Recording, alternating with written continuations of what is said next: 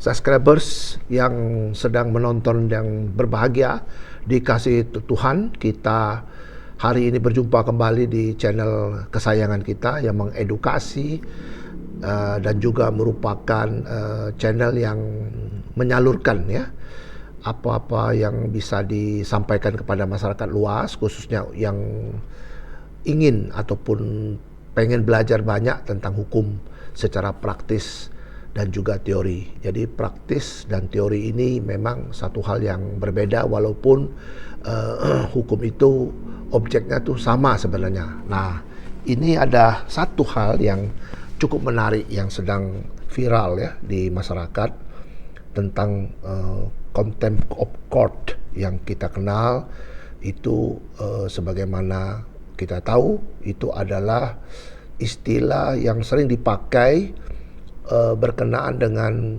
pengadilan, yaitu penghinaan terhadap kewibawaan pengadilan. Nah, pertanyaan yang dari subscribers yang muncul kepada saya itu tentang kapan itu Pak bisa dikenakan orang disebut dengan contempt of court. Jadi saya akan berbicara dari filosofisnya. Kalau aturannya nanti tinggal dibaca. Hanya saja mungkin kalau ditanya mengenai apakah sudah ada aturan baku, di Indonesia belum ada. Namun ketika itu terjadi, maka penegak hukum kita bisa memberikan semacam interpretasi terhadap apa yang disebut dengan penghinaan terhadap pengadilan, karena turunannya banyak sekali. Nah, pengadilan itu adalah apa ya disebut dengan tingkat yang paling tinggi untuk mencari keadilan. Jadi kalau pengadilan itu disebut dengan mencari keadilan, ya memang tempat yang paling tinggi ya. Jadi harus dihormati. Dia harus punya marwah, dia harus punya wibawa, dia harus punya aturan yang jelas. Dia juga harus punya segala macam perangkatnya. Maka itu di persidangan tuh kita menyebut ya yang mulia. Nah, hakim-hakim yang sedang menjalankan tugasnya itu beliau-beliau itu sedang menjalankan tugas mulia karena dia mewakili Tuhan. Mengapa dia disebut mewakili Tuhan? Karena dalam putusannya disebut dengan rahmat Tuhan Yang Maha Esa. Itu adalah sebutan, berarti beliau-beliau itu, para hakim itu adalah orang-orang yang betul-betul menjadi wakil Tuhan seperti itu. Nah, ketika itu direndahkan ya, nah ini banyak sekali interpretasi yang bisa terjadi ya.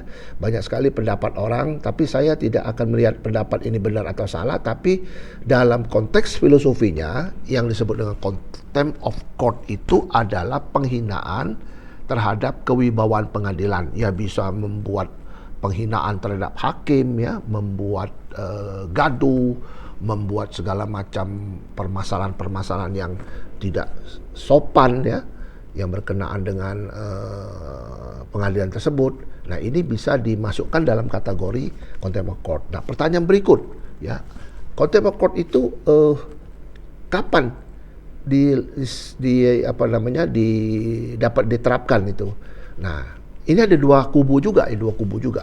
Ada satu mengatakan bahwa saat pengadilan itu berlangsung. Jadi artinya ketika hakim membuka sidang, tok itu membuka sidang ya, baik terbuka maupun tertutup, itu saat itulah kita harus betul-betul menjaga yang disebut dengan ketertiban, menjaga tata cara berbicara, kita tidak boleh mengeluarkan kata-kata yang tidak pantas ataupun kotor dan sebagainya.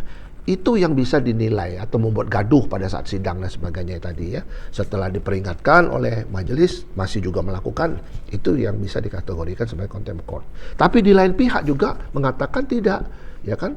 Karena itu di lingkup pengadilan bisa saja, ya kan, bisa saja itu disebut contempt of court. Tapi di dalam penjelasannya memang contempt of court ini aturannya itu belum secara baku belum ada seperti itu. Nah, hanya saja mungkin ya bisa saja kan, karena nanti kalau ada katakanlah persidangan yang berkenaan dengan tindak pidana contempt of court ini kan, hakim punya kewenangan untuk menerapkan hukum ya, res to passing, menemukan hukum, refinding ya, terhadap apa yang terjadi nanti pada saat pemeriksaan kasus pidana contempt of court. Nah, Jadi saya bisa membuat satu kesimpulan secara filosofis ya, bahwa contempt of court itu adalah penghinaan terhadap pengadilan dan menongkrong kewibawaan dari pengadilan ya, utamanya para hakim ya.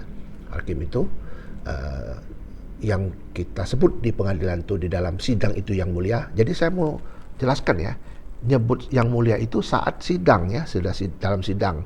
Tapi setelah lepas sidang nggak bisa itu disebut yang mulia.